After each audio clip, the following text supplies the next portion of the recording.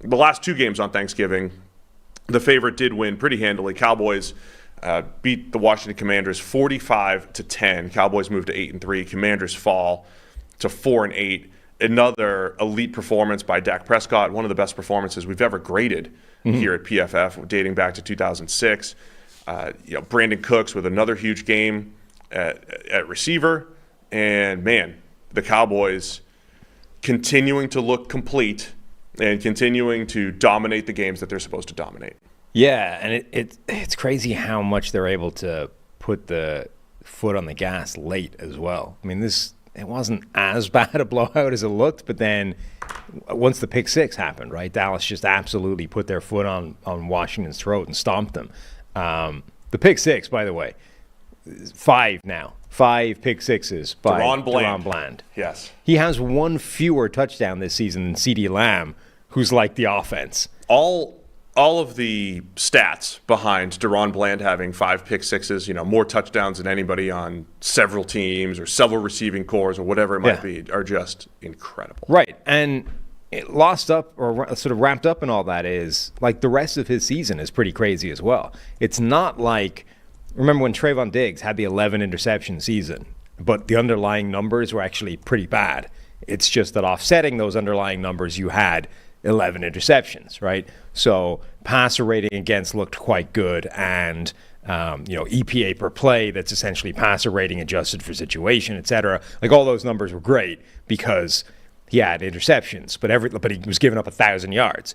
Daron Bland's coverage numbers are actually pretty good across the board. Obviously, the coverage number, the passer rating allowed number rather, is low because he has 5 interceptions. Now, 7 interceptions rather, 5 of which have gone back for a touchdown. The fact that they've gone back for a touchdown doesn't change that number, which probably should. Like, not only is he catching the ball. This is where you're fighting for EPA. Yeah, he's actually scoring on those plays. And in this one in particular, like some pick sixes are just you get in front of the ball, you have an angle for the end zone, all you got to do is run a straight line and you score. This one, he had to juke 2 people out of their shoes to get there. Like when he caught the ball, I didn't think there was any chance he was scoring on that play. Nance on the call, right? I forget. Yeah. I think it was Nance on the call. He did a great job. He was saying this one's for the record. Right. In the middle of the call. I had seen that one time. It was in a college game. I think it was Iowa. It was Sean McDonough who was like giving the history of whoever picked the pass off in the middle of the play. And I was like, that's incredible. He's like, there's an interception. It's this guy's career, blah, blah, blah, blah. He's going through the whole thing. I was like, that's an incredible call.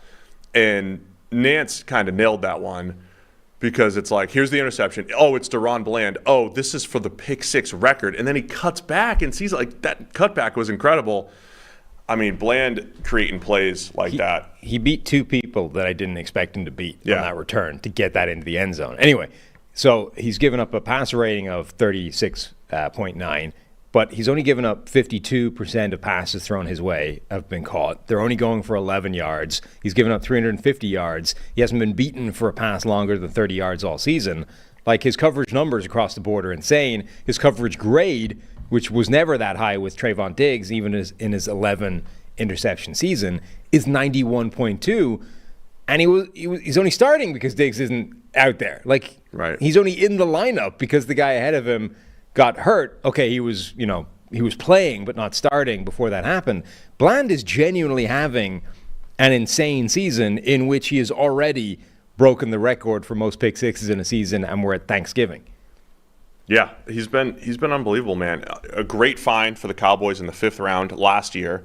Had an excellent season his last year in college, and played well last year, and has stepped up with Trevon Diggs injured.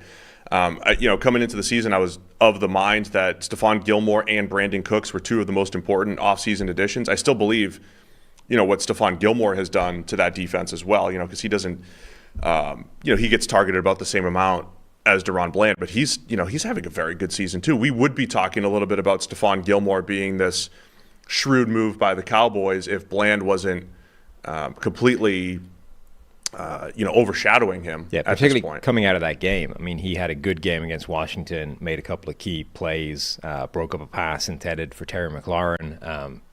That was an impressive performance, one of his better games of the year for Gilmore.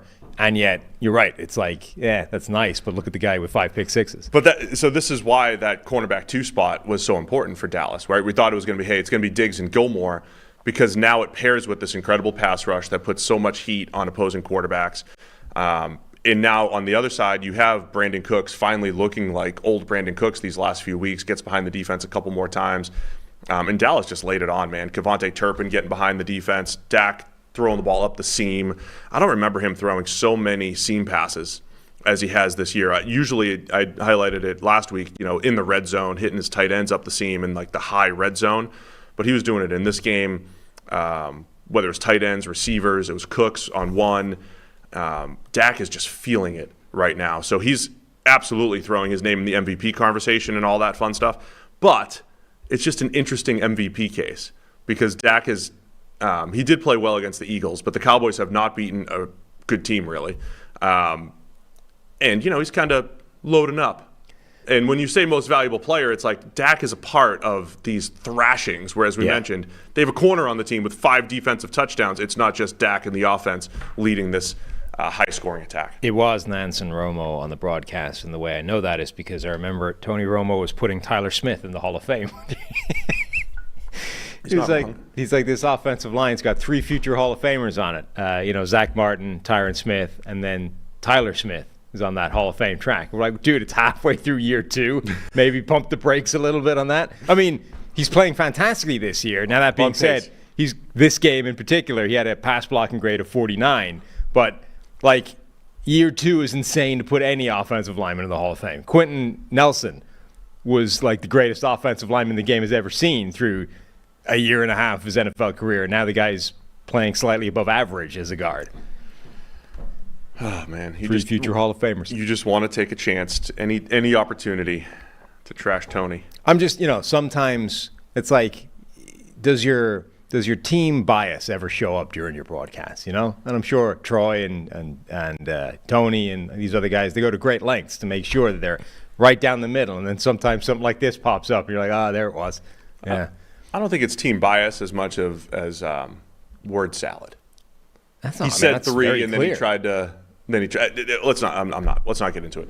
I can't remember the timing here. Did Jack Del Rio, defensive coordinator for the Commanders, did he get fired before or after this game? I think it was after, right?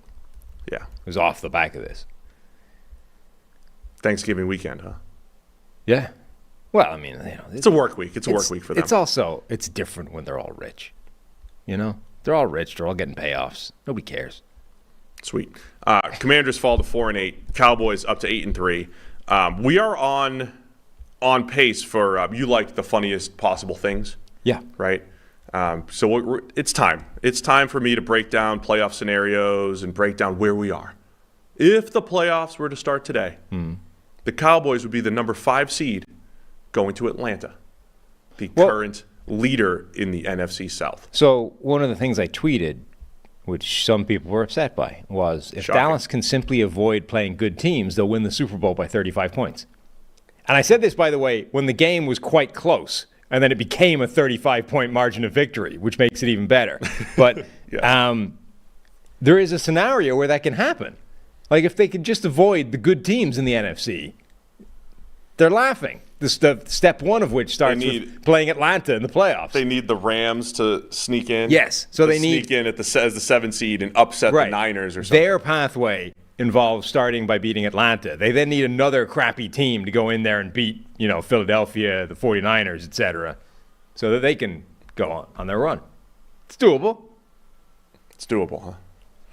On pace to maybe see the Eagles in the second round as of right now. That might not go great.